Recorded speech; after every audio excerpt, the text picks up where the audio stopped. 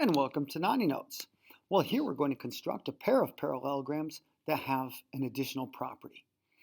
Let's take the one on the left. We've got HJ down there.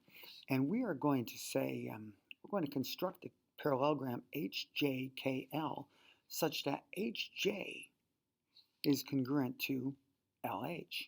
Well, where's L? Well, you don't see it because we haven't made it yet. Now, those two, though, are going to be adjacent sides.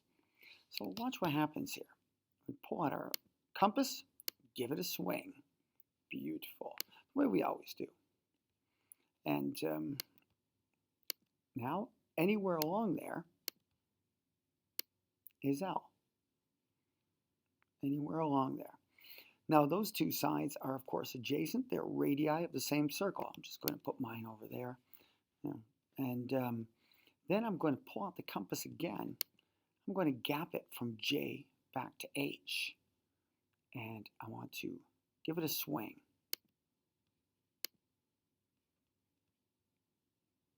Okay, that's good enough.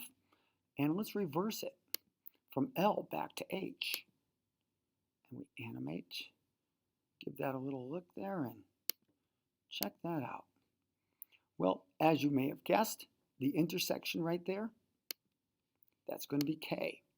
Now, the opposite sides of a parallelogram are congruent, and I've got two pairs of opposite sides congruent, but I have a pair of adjacent sides congruent.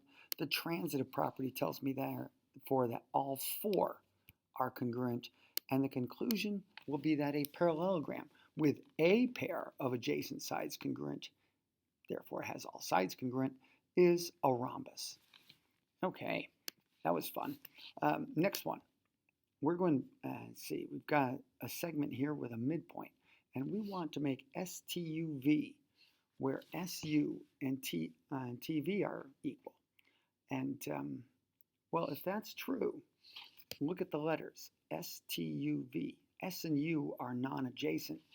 This must be a diagonal. And I'm giving you this diagonal with a midpoint M already on it. Well, this is going to be an easy construction. Put a circle there and make a circle. Well, put a compass there and make a circle right there. Okay, good enough. And we're going to put a random point T anywhere on there. It doesn't really matter. Anywhere on this circle.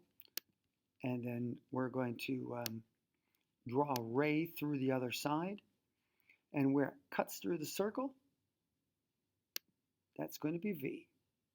That's going to be V. And mark these two right there. And I guess you have it. Now, moving this around, I know yours is on paper, but look at that.